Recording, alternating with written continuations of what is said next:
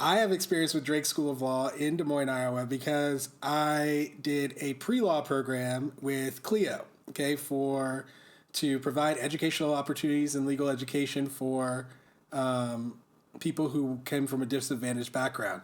Now, I want people to understand there were several white people in the program, okay?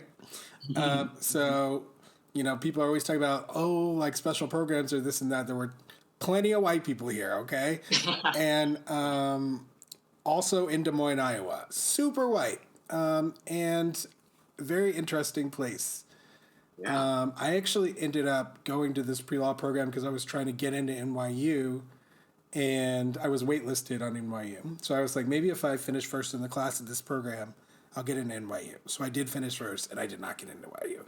But I didn't get rejected either. So I just got waitlisted and just like, left to rot. So I'm happy about that. Congrats, though. That's quite an achievement. Thanks. All right. So what happened with Drake? And what's your relationship with Drake? So, okay, so I was a Drake undergrad student. So I have a bachelor's in marketing from Drake. And it was also, so it kind of like continued my political awakening, right? So I was quite involved on campus, and so I was part of student activity life, and my friend and I had a role where we were in charge of um, like music or entertainment events that are put on campus, so like concerts and whatnot, and that this is all tied together. Um, and the person at Drake who was in charge of student life was a woman named Linda Williams, and Linda was black, and was very much a mentor to my friend and I, who were working under her tutelage and under the head of student activities, who was like a senior at the university at the time. And this is actually our sophomore year. And so I'm spending a lot of time in the office and very involved with Linda because we got a little bit big for our britches, and we decided we wanted to do like the biggest concert that the school had. And the school had Dave Matthews Band a few years earlier. And so we got in touch with like an alumni of our fraternity who was in charge of that. He was mentoring us, and he was like working for, a big radio station now at that time. And so it's just like a very cool experience. We're spending like $100,000 of the school's money, and our budget was normally 25,000 for the whole year. So, we took on a big responsibility, and she backed us. And so there's many months of work before this concert happens in April. And through other people who were hanging out in the student life office, like actually one of them was like kind of flirting with me, and she was a student who was often hanging out in Linda's office when I pop in there, because it's like an office within an office, right? So there's like the student life office, and then like the director has her office, and then the student body president and the student life president, they have their offices or whatever. And this friend Latricia, she's kind of giving me shit. They're kind of flirting with me, and we become friends, and I become friends with another friend of hers who's always hanging out. And they were both like the two people in top leadership at the Black Student Union. So we're developing a friendship over the year too, and then right as we're about to have this concert in April, there's an event every year called street painting. I don't know if you were there during that semester. Were you there during the spring semester? No, mine was a summer thing. Oh, okay. Okay, so you missed out on a lot of the student life stuff that was there. Okay.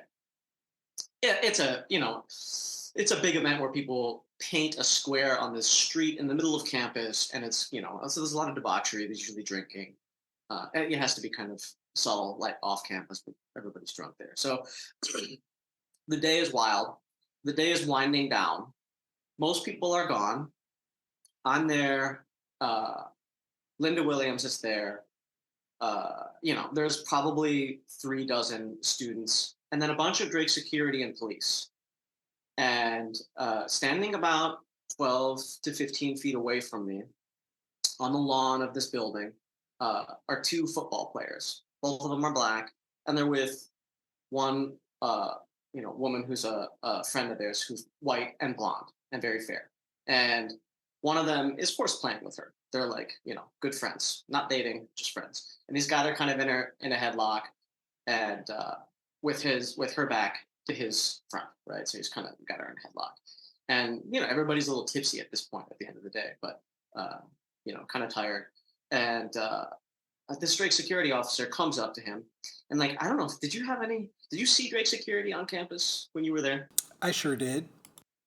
Okay, when I was there, they all had shaved heads. They were like a skinhead group.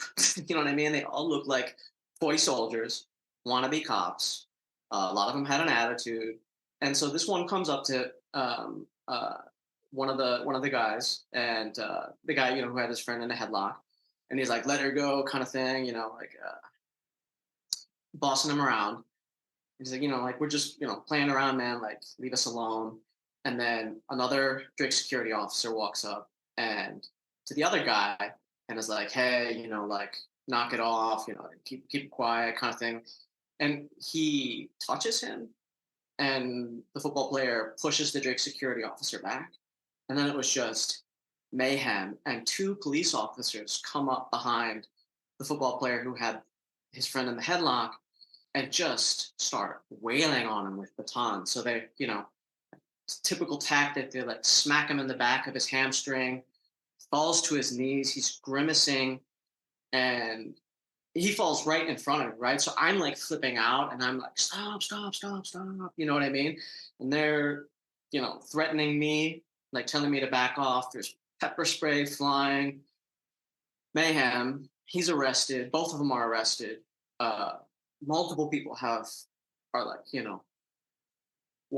trying to wash their eyes out with whoever has water on them. And I look back to Linda, and in a way, like she was so poised in this moment.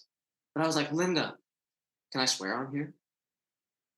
Okay. I was like, Linda, what the fuck? What the fuck?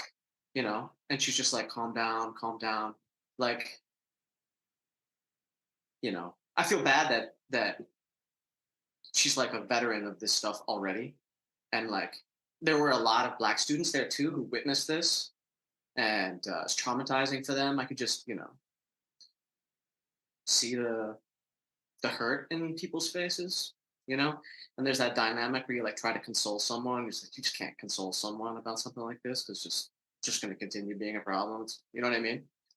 And so I was irate, and these friends of mine from the Black Student Union, Desmond and Latricia, they I think we were texting, and they invited me to the football players' dorm room. So we went there that night. We kind of had a meeting together. The Black Student Union was organizing a protest for the next day, and they were going to have a negotiation uh, with the provost and the dean. And here's the kicker: is like this is 2002, and so cell phone cameras were not a thing. But some student had a camcorder and filmed this shit happen from the moment it started. The whole thing was on videotape. And the provost went that night while we were meeting, went to his off-campus residence and somehow twisted his arm to give over the tape to Drake University. What? Drake takes possession of this video, and hands it over to the law school. Okay. And the police, I'm sure. And so we kind of make a plan, and the next day, about like 15 to 20 of us show up at the Black Student Union, shirt tie, slacks, dress shoes, and we march single file from the Black Student Union to the dean's office on campus, and very much in the old-fashioned civil rights style, kind of like marching in groups, look together, but then we like stop in different parts of the building. And so there were four of us, me and three other students in the foyer of his office with the secretary. And then I think Latricia, Desmond, and I think maybe both the football players and a few other people went into the dean's office. Maybe just four of them. I can't recall now who all went in there, but it was only me and one other white football player who showed up.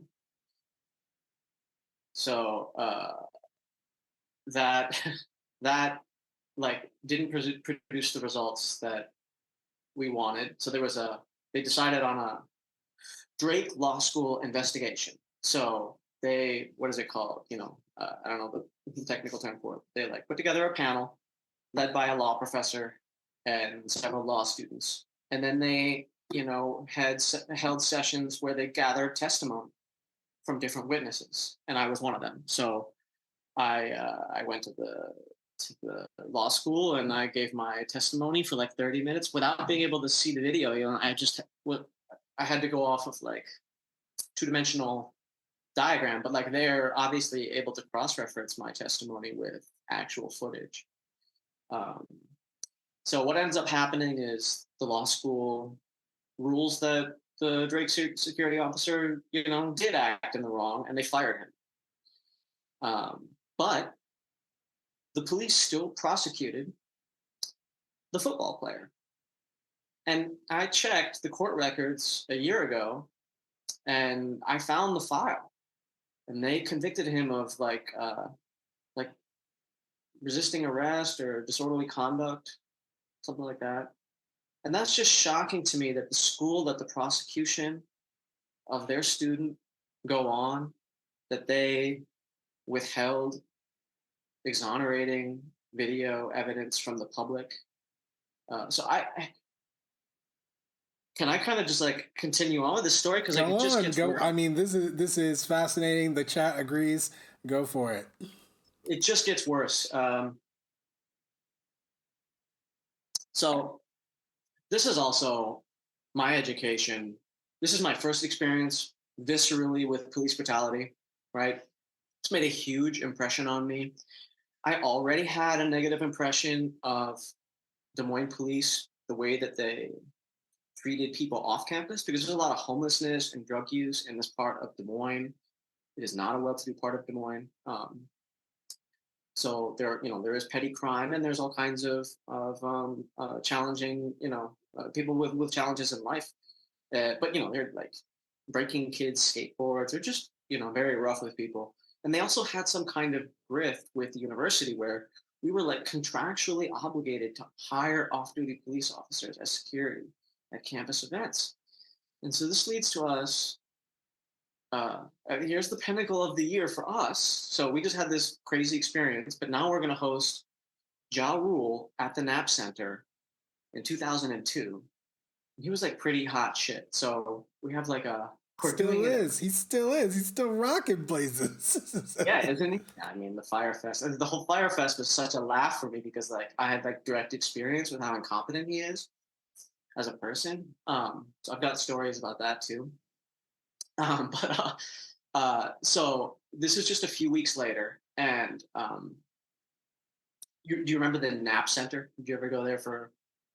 That's like I'm the aware of track it, but no, I never where went. basketball players played and trained, weightlifting, and that kind of stuff. So like that's where we held the event, right? So we had to have like 24 cops, off-duty cops, uh, hired as security that day.